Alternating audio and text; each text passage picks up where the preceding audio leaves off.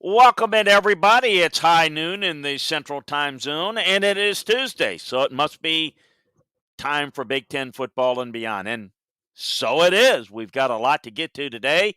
Chris Landry, your faithful coach and scout, here to break down the league for you. Hope you've had a good weekend and recovery from the weekend and the early part of the week. The always kind of think the Monday night game kind of puts the week to bed completely from a football standpoint as we turn the page to next week. But for those of you that are loyal members of LandryFootball.com, you know how it works. You know that we are engaged in breaking down the game each and every week. We've got the film breakdowns for you over at Landry Football. What happened this past week? We've got them by conference. We certainly have them, the NFL ones as well. So we've got everything for you there. All the latest news and notes, what's happened from an injury standpoint, who's going to start at quarterback at Auburn this week or at Notre Dame this week. Got all the news and nuggets for you there. So LandryFootball.com, it's a constant evolving, but as we like to do is in the early part of the week, we like to recap what's happened, what the film says about the game. That's what we got in detail for you at LandryFootball.com.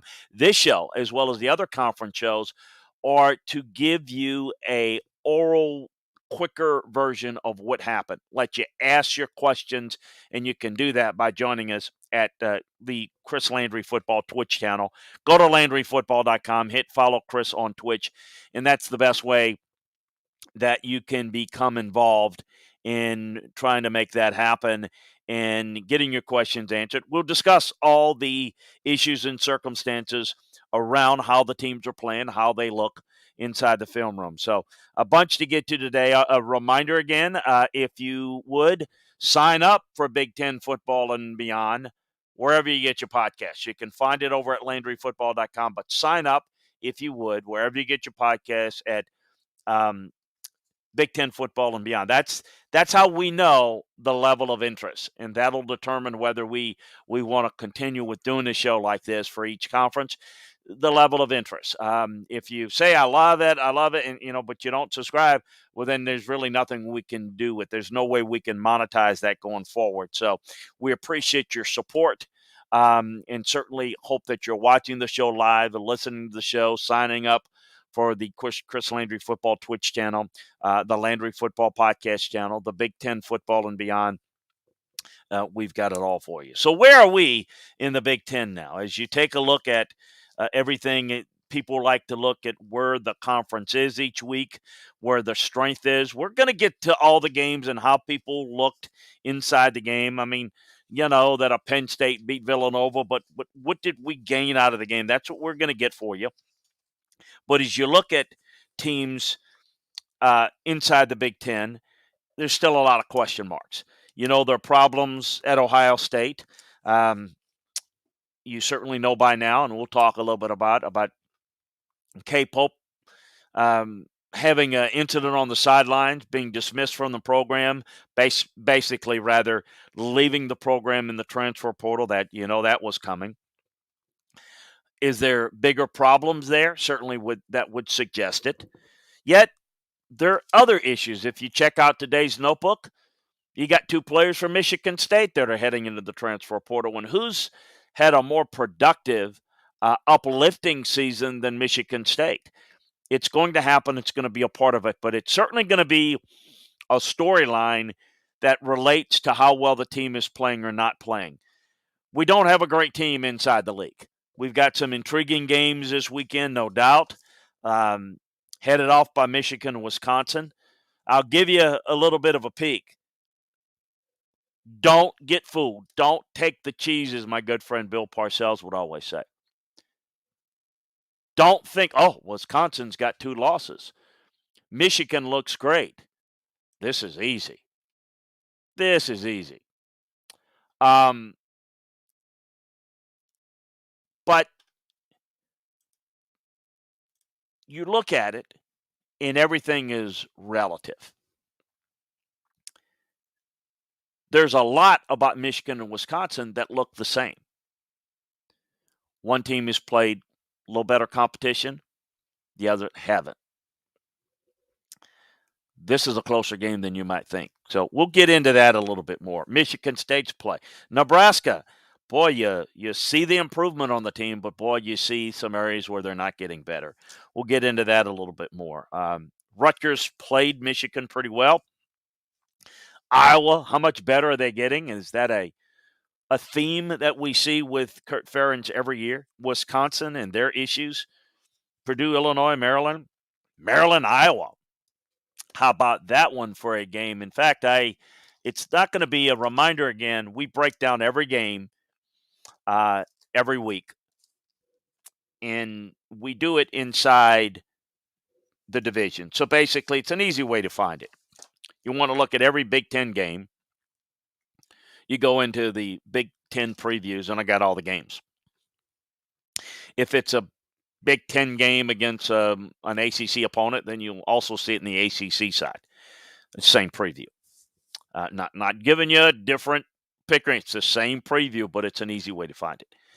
But we also feature games. So if you go in, I'll pick 2 or 3 or 4 games that are the elite games that most people are interested in, and we'll just do a little bit more in the previews. But we break them all down for you. This week, it's Cincinnati, Notre Dame, Ole Miss, Alabama, Arkansas, Georgia, and Michigan, Wisconsin. So we're going to get into that. Let's take a look at what happened this past week and what the film uncovered this past week inside the Big Ten. Penn State gets it done against Villanova 38-17. I'm seeing improvement out of the quarterback position. I think that Sean Clifford's playing with more confidence. I think we saw that against Auburn. This game doesn't tell you a whole lot.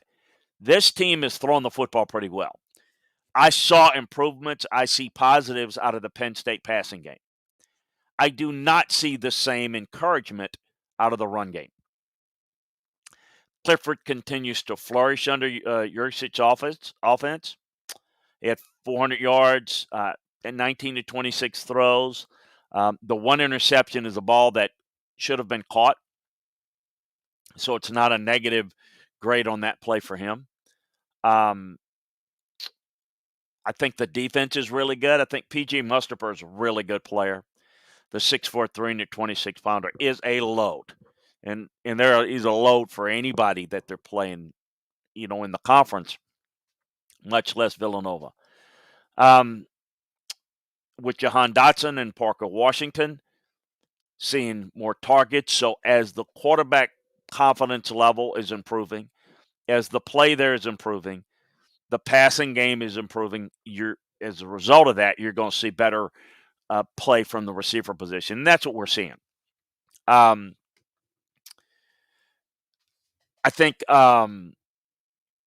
Castro Fields made some really good plays in this game. I'm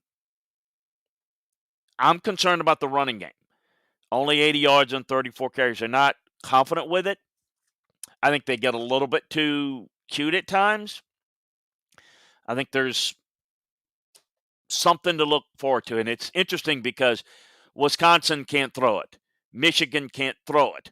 Iowa, to this point, can't throw it well enough. Penn State can't run it.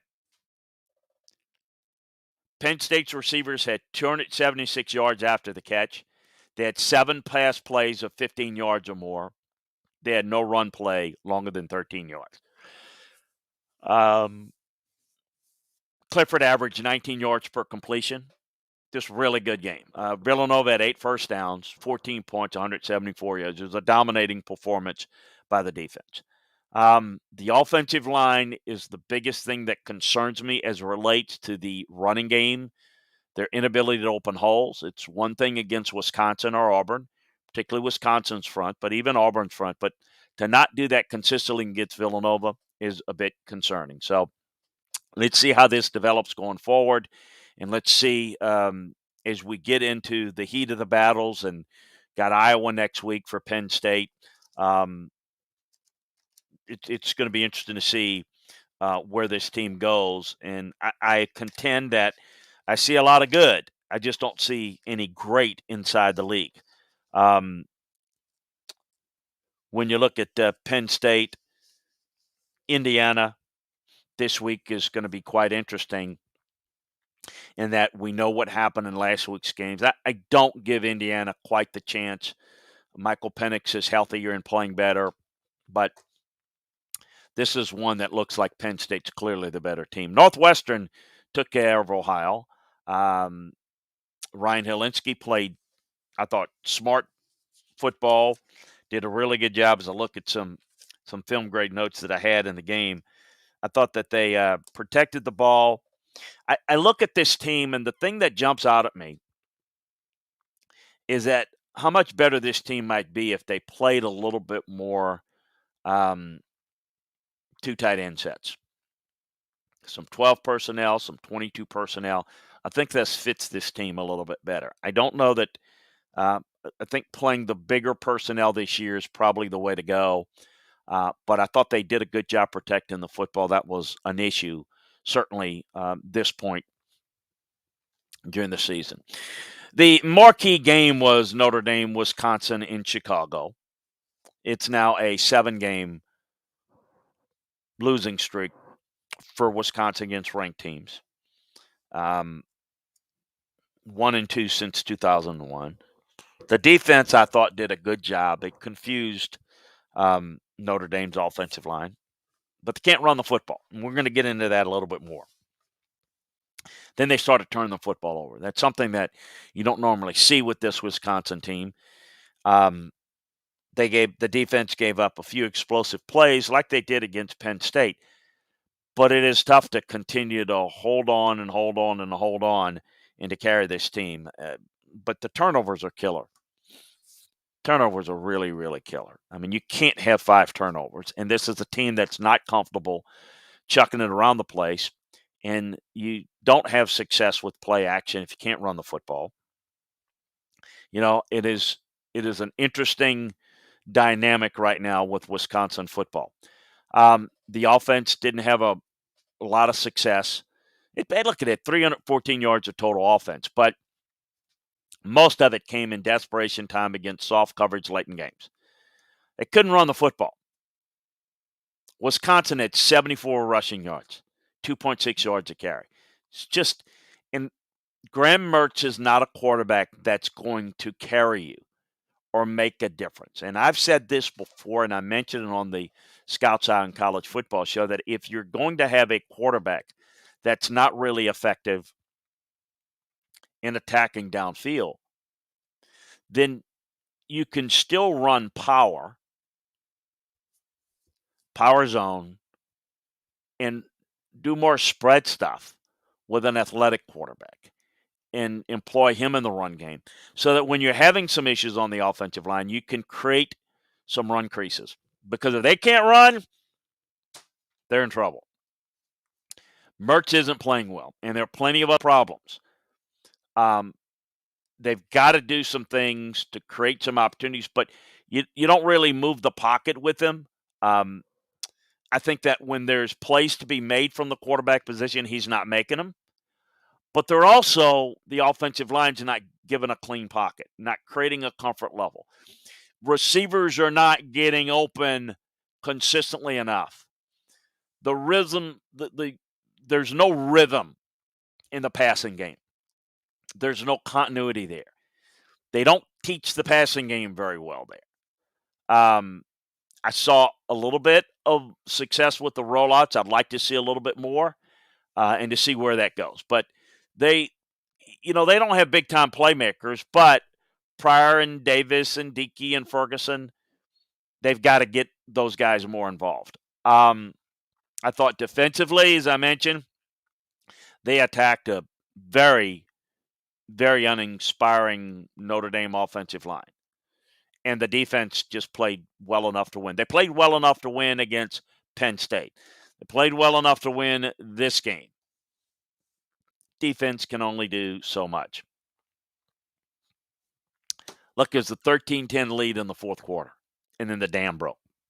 And the dam broke because Now you're being hyper aggressive on offense. You're turning the football over on offense, and then it's over. So Notre Dame scored 38 of their 41 points off of Wisconsin turnovers in special teams. So this is looks bad on the defense if you didn't follow the game, but it's just a big loss on the offense. How about the performance by Minnesota against Bowling Green? My goodness, let's give a lot of credit to the Falcons. Man, offensive line, trying to come up with words. It was really bad. They got pushed around in the run game. I don't know if they got full of themselves. I mean, they certainly played better against Ohio State. Certainly played better against Colorado. Those two teams are better than Bowling Green. It was a unit that obviously did not do a very good job. They didn't dial up enough in the running game. The backs really had to work hard. It was a very sloppy performance, a very uninspired performance. After looking really good a week before against a Colorado team that's not great by any stretch, but again, better than Bowling Green. Now, what was the biggest issue? Was they had a hard time with Bowling Green stunts in twist games. Real issues there. Brian Callahan's got to get that team to play more consistency. That was, quite frankly, an embarrassment. You find a way to win it, it still doesn't look good in the film room, but that's a tough loss. Now, it was a very generic, we don't need to do anything special offensive game plan to beat these guys. And, when you play that way, you're sending a message that we got this. It's what you always have to be careful about as a coach. It's not about what it takes to win that game. It's what it takes to get the most out of your team. That's going to allow you to win the game, and it's going to allow you to grow and develop further as a team as you get into other games down the road. You're focused on playing well today, getting better today, improving today, working on a game plan today. But as you do that, it's like taking a step on the ladder. You go up one rung, and then you go up another to eventually where you're at the top. When you play like this, you take up a step, you come back, maybe come back 2 steps, and then you got to get 4 steps higher. It's not a sequential way to build and improve. Just really, really poor performance. Tanner Morgan played poorly. It was probably the worst game he's played since he's been there. He missed throws. He missed deep shots. I don't think that's the biggest problem, though. I mean, you can't have that many turnovers in a game like this from a senior quarterback. But it's not one of those, well, we got to get another quarterback in there. I think it was a byproduct of how that team obviously prepared and how they did not take care of business this week. I thought the defense held in. I mean, it wasn't a really good team, but they did their job. Iowa got by Colorado State 24-14. It was a second-half shutout against Colorado State team that struggled. There's no question about it. The passing game didn't get a whole lot from the air consistently. By the way, I see if you got any questions, we certainly want to get to them. I see Rock, good friend Rock, has joined us in the chat room, and encourage you to as well. We'll get to your questions in the mailbag segment. They didn't get a whole lot in the passing game, but there were several big plays. They had a 43-yard touchdown reception by Keegan Johnson on a really good throw by Spencer Petras. Johnson had another big catch later in the game, but he finished with 2 receptions. Nico Regani had another great catch on a nice pass from Petras. They opened things up a little bit more. The thing about Iowa, one, they're not good enough in the passing game to be like a really good team. Certainly are not a national playoff caliber team. But the one thing that I consistently see out of Iowa year in and year out, they get better as the year goes along. Now, sometimes they start off pretty good. Sometimes they don't start off good. And sometimes they're better than some years are better than others in terms of what they have coming back. But they all get better to some degree. I'm curious to see how much better this passing game gets. Now, on the other side, the running game was not real effective. Tyler Goodson didn't run the football all that well. They worked some jet sweep action with Arlen Bruce. Tyron Tracy had one for a touchdown. Gavin Williams, Ivory Kelly Martin combined for 4 yards on 4 carries. They did a good job eliminating the run. They clearly, like Colorado State says, we're going to let the pass beat us with the passing game because we're going to load the front and defend the run. Defensively, I didn't think it was a great game for Iowa. Colorado State is not known for throwing the ball, but I thought Colorado State did a pretty good job. Centillo, the Colorado State quarterback, Todd Centillo, was fairly efficient. You gotta, in order to play Colorado State, you gotta control their tight end Trey McBride. Caught 6 balls. I didn't think it was an overly impressive performance on defense either way against the run or the pass. David Bailey had only 1 carry for 2 yards, so they worked had to defend the quarterback in the run game. They weren't real impressive. Special teams, they punted an awful lot. They had a lot of stalls. Look, it was a slow start. It wasn't an inspired performance. This is not a game that I can look and say Iowa got better today. They won the game. I'm very curious to see the game on Friday. I'm trying to make sure I got the starting time right on Friday, 7 o'clock Central, Iowa, Maryland. Really excited about this one. Maryland stayed perfect. They got the win over Kent State. No surprise there, no biggie there. Talia Tagovailoa is playing well. The offensive line graded out very well. It wasn't what I would call a real pretty game against Kent, but you can see that Talia gets into a rhythm. That's a team that can throw it. I think he's been accurate. I think his decision-making has been good. The offensive line continues to play well. It gives him some big throwing windows and time to pick his spots. They've got some playmakers. Raheem Jarrett's really good. Demas is really good.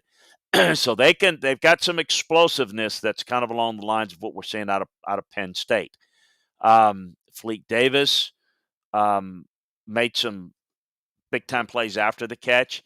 The young tight end, Corey Dinches, caught his first career touchdown pass. But again, the key, offensive line play. The big standout for me was that play. Now, they make too many mistakes.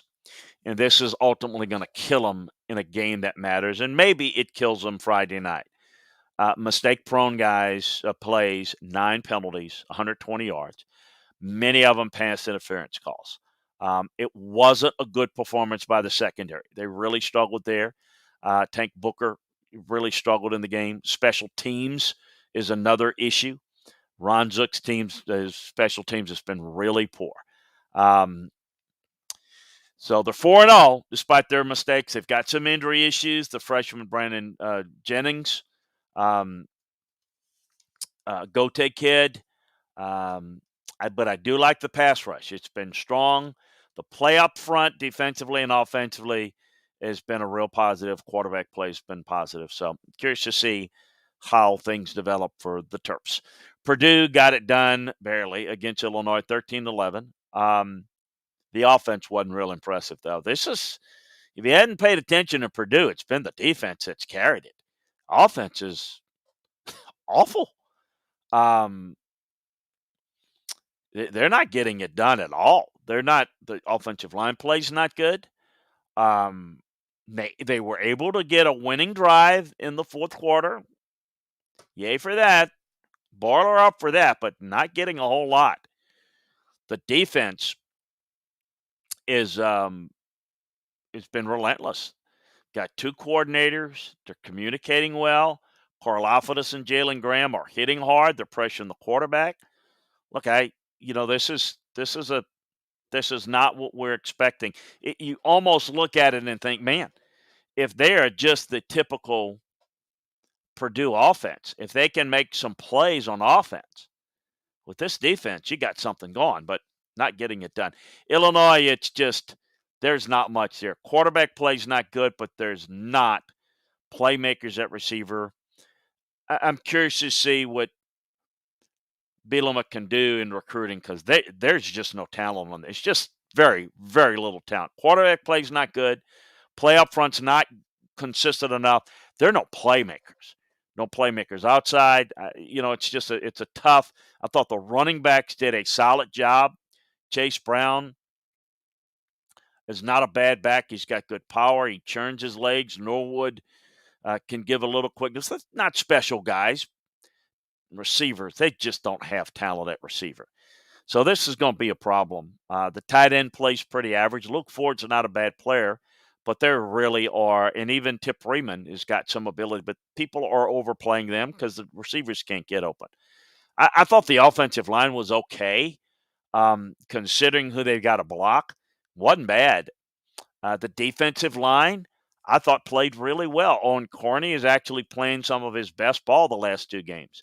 The interior was pretty good, and I think contributing to some of the Purdue's offensive issues. I thought the linebackers did a pretty good job. I thought the secondary has really played well for 2 weeks. It's, to me, it's a lack of offensive playmakers for Illinois. Michigan Rutgers. Michigan holds on. What's pretty impressive, the defense bailed them out in the second half. The offense was good in the first half, but, boy, they struggled in the second half. They missed some throws in the second half. When you look at them,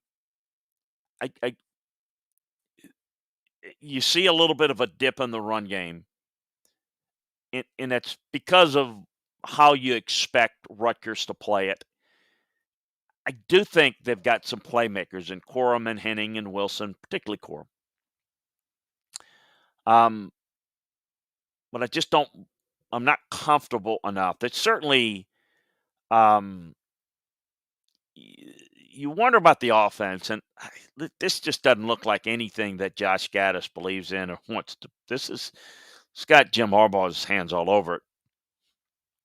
The quarterback situation is very limited, functional, not making negative plays, but not really doing a good job making positive plays.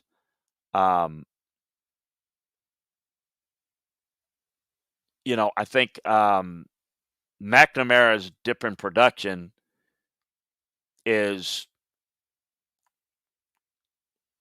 to me, a byproduct of how people are going to force him to make plays in the passing game, and that's the issue. I'm curious to see how well he plays. This defense is good, and I'm just really excited about this game against Wisconsin because I see these teams so close. I think these teams are mirror images of one another. I think their defenses are really tough. They're gritty. I think they're well positioned. I think they're very, very good. I think Wisconsin's got a little bit more explosiveness in terms of playmakers, but I haven't seen their ability to get it to them consistently, and I'm curious to see what they do this week. I don't see anybody running away from the other here. This is, to me, a fascinating game in that regard. Look, I'm going to tell you, most people will say, oh, clearly Michigan's a better team. They're not clearly nothing in this game. I mean, somebody might win this game decisively if the other team just turns the football over and makes a bunch of mistakes. But neither one of these teams, there's not a hill of difference between either. There's really not. I'm not so sure that Michigan's record's not the same as Wisconsin's record if they had played Penn State, which they will play, in Notre Dame. I mean, both were close. Both could have gone either way, and I think the same could be said for Michigan. Maybe it would be. I'm very curious to see. I'm wondering. I think that the big difference I see is Michigan's coming in with a lot of confidence. Wisconsin, there's a lot of question marks and probably a lot of self-doubt. Yet, as a back's against your wall and maybe you're a little – I just can't imagine Michigan being overconfident here. But that's just why this game is fascinating to me. They're so similar, but their circumstances are completely different. From Rutgers' standpoint, Purdue played pretty well again. I thought Drew Singleton, linebacker, was active on the first drive. I thought he played really well. They played three corners, played very well, faced plenty of third downs. They were able to convert 7 of 16. Really nice job there. On the bright side, Rutgers' defense was able to slow down Michigan's offense for the majority of the second quarter and the majority of the second half. The run defense buttoned up, and that's why Michigan couldn't separate. And look, I mean, love what Rutgers is doing. I get the whole thing, but that's not a very good team, not a very talented team. Wisconsin is better than Rutgers. So, Michigan's going to have to play better. Is it just a do what we got to do and we got more in the tank? I'm very curious to see. Again, fascinated to see where this goes. The red zone offense was a problem for Rutgers. Settling for field goals could be an issue again for Wisconsin in this game. Michigan State, Nebraska, overtime game. Oh boy, what a game. For Michigan State. What I got out of this was they were the tougher team, the smarter team that made plays when they absolutely had to. They had no offense in the second half. Nebraska outgained them by 200 yards in the second half. Michigan State's finding ways to win games. It's a big part of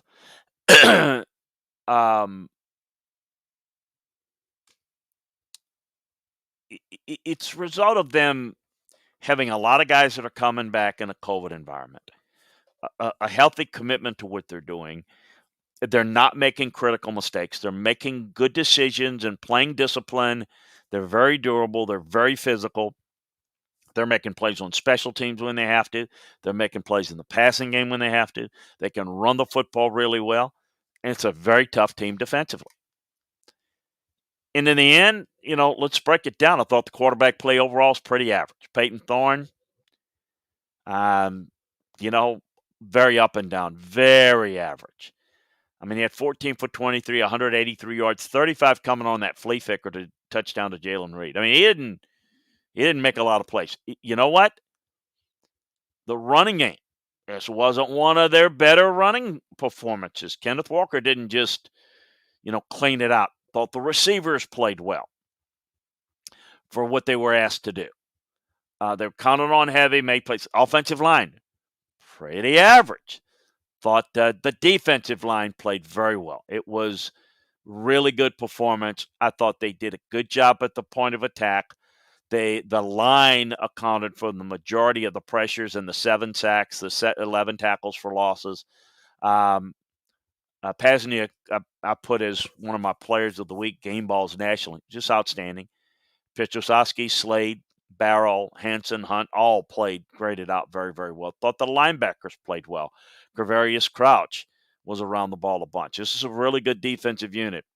I thought the secondary did some good things. Thought Xavier Henderson was their best-looking player defensively.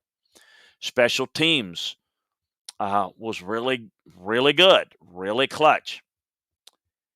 You look at Nebraska.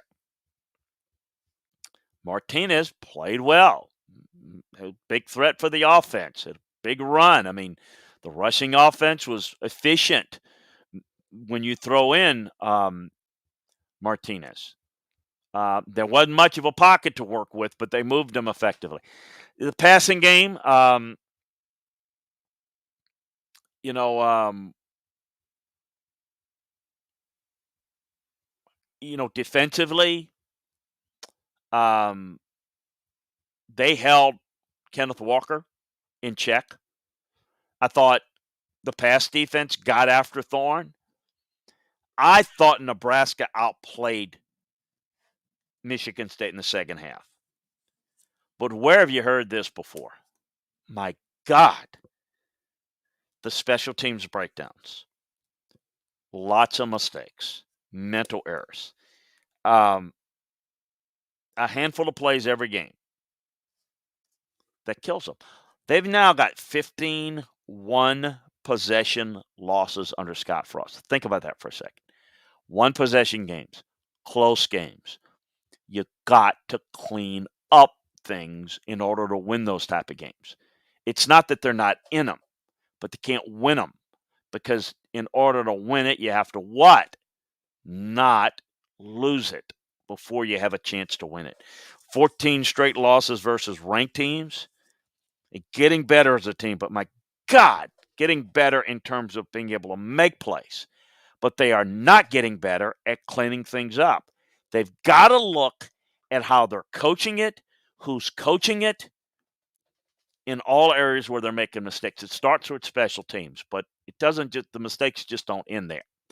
Ohio State was dominant over Akron as we thought. Kyle McCord, Travian Henderson is outstanding. McCord, first career start, thought he did a nice, 0 for 4, struggled early, settled in, completed like 7 in a row after that. He had an interception in the third quarter, bad decision.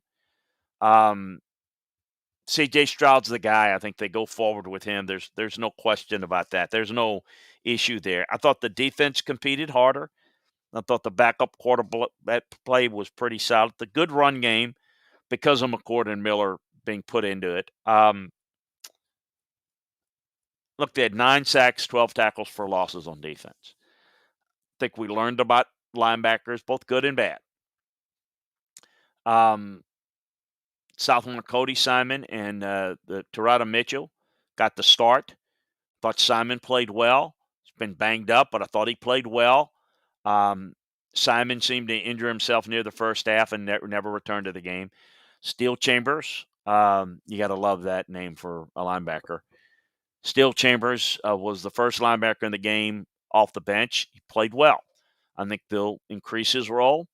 Of course, the story was, Kayvon Pope didn't like his playing time, and just went off, and he's no longer part of the program.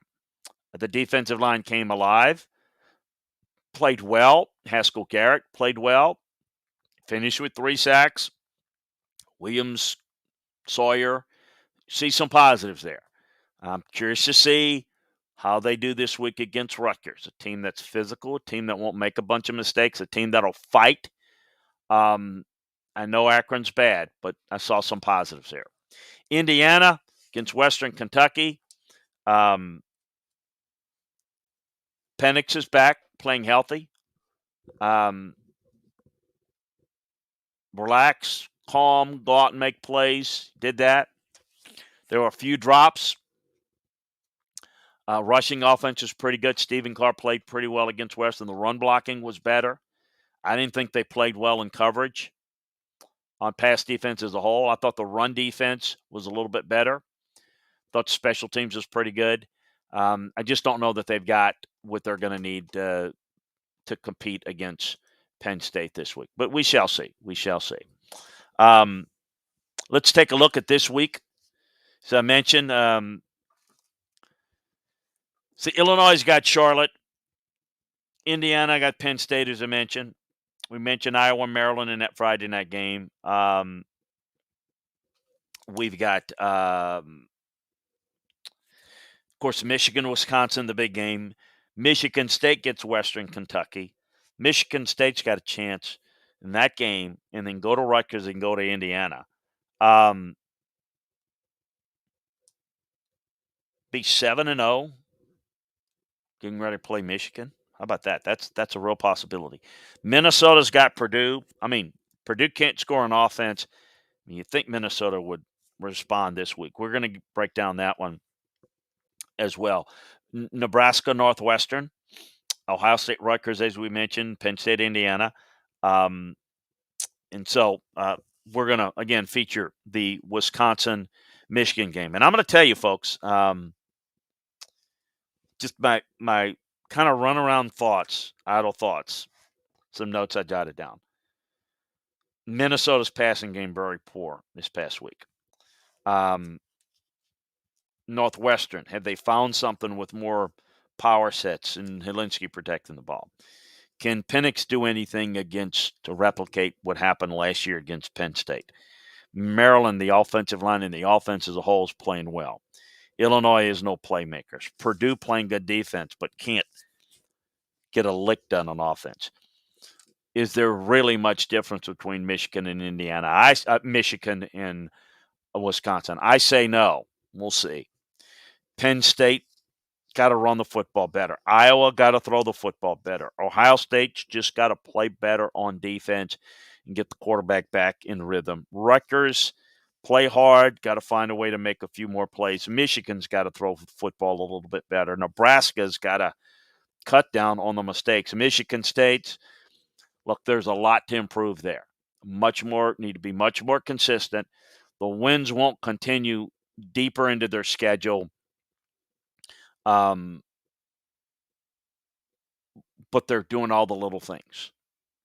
They're doing the opposite of what Nebraska's doing. They're finding a way to win. So that's a look this week. Let's get to the mailbag section. Rock says, I heard you call for a more mobile UW quarterback with some spread. Opposite that, would a return to game manager quarterback work better? Forces everyone to step up more beyond that with the dam break with greater run emphasis.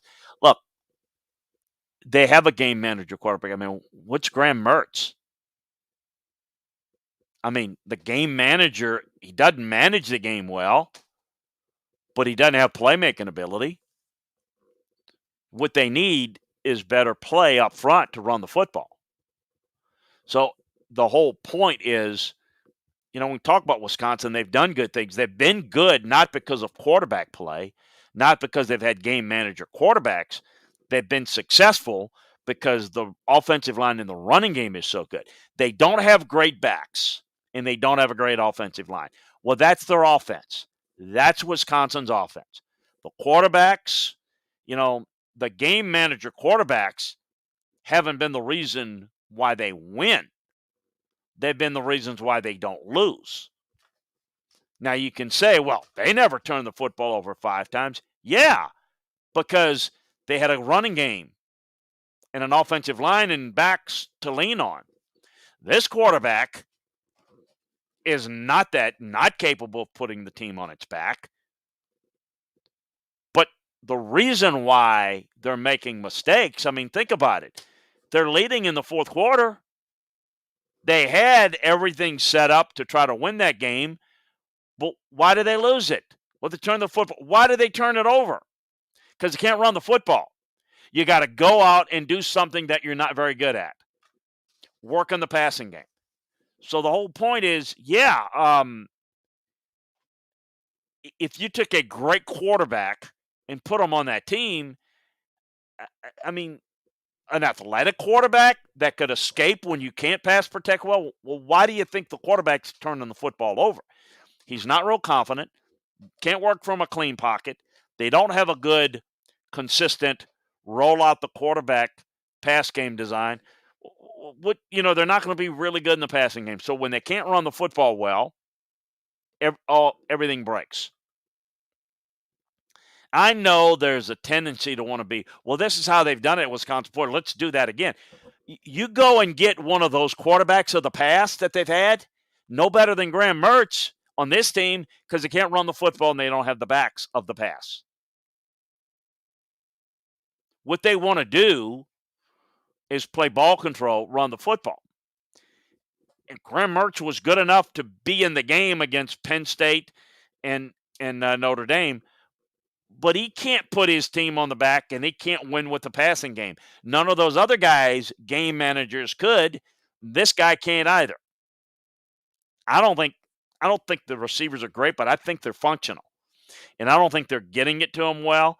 I don't think they're helping things out play calling wise. I think they need to move the pocket. The one thing that I think they can do with Mertz, he can move well enough to at least move that pocket a little bit. He's not going to be a great runner, but he'll give you an opportunity to keep a play or a series alive. It may make a difference to make a play outside the pocket that you might need. Look, at some point, you're going to have to score some points. And if you're not good enough with the run game, you got to figure out a way. That's the reason. That's Wisconsin. It's always about the quarterback, but it's not. I mean, the quarterback's going to make mistakes. And if they can't run the football better, they're going to put the ball in the hands of the quarterback more.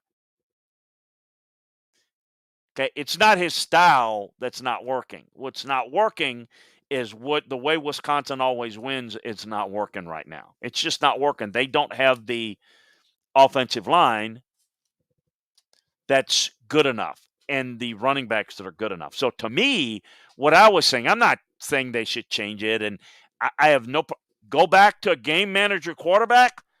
Great. If you can run the football and do what they've done, they can absolutely. But it's not about the game manager quarterback.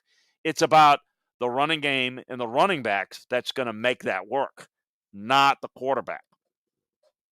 It's not what made them be successful before. They didn't turn it over before because they never put in harm's way. They were always running the football and controlling it that way. So my thing is, if you're not going to be a team that's going to really develop or work the passing game, then why not get a mobile quarterback? You don't have to run spread. You say spread. I think you don't have to run spread. What I'm saying is you keep your whole power concept, and the quarterback can now also run. So when you're having trouble running like they are this year, think about what an athletic quarterback, the difference he could have made in maybe Notre Dame in the Penn State game. Might have been able to do that. Certainly, when you have to defend that extra gap in the run game, all of a sudden, it becomes more difficult to defend. It creates spacing and coverage. So I'm not – look, that's a thought. I don't think they're going to do it, and I'm not calling for them to do it. It's a thought that I have that if it were me, I would look at it. But it's not me. Wisconsin can do it their way. And yes, Rock, the game managing quarterback would be great as long as they have the running game and the running backs, or else the game managing quarterback's going to look like anything but a game manager. He's going to turn the football over like this kid is because, so we don't want to recruit those good guys anymore at quarterback because that's not who we are. No, you go recruit them. And you still emphasize the running game, be who you are, but now you can work play action. Now when people overplay the run, you can make them play by being able to dictate in coverage. That's what you want. I don't care who you are, you can always strive to get a little bit better. The reason why Wisconsin is not as good is that they don't run it or play well at the line of scrimmage like they have before. That's the issue. Offensive line play, not dominant, don't have backs that can make you pay. They don't have that right now. So let's try to throw it when we have to. Well, when you try to throw it and you're trying to throw caution to the wind, what's going to happen? Probably going to turn the football over. 5 turnovers, kills it. That's what made that game look like that was probably a 3-point. It felt like a 3-point Notre Dame win, and the record book shows a blowout. Well, it wasn't a blowout. It was a blowout because you throw caution to the wind, try to win it, and it was that. So, yeah, that's my thoughts on it. Hey, appreciate you joining us. Take a few-minute break, and we'll be back with ACC football and beyond. Break down that league that's struggling right now. We'll get into who, what, when, where, and why on that. Remember, check out LandryFootball.com for all the film room breakdowns. We got it all for you. Sign up for Big Ten football and beyond wherever you get your podcast. Sign up for the Landry Football Podcast channel. Sign up for LandryFootball.com. We've got it all for you. One-stop shopping football. over at Landry Football. Take care, everyone. Talk to you soon.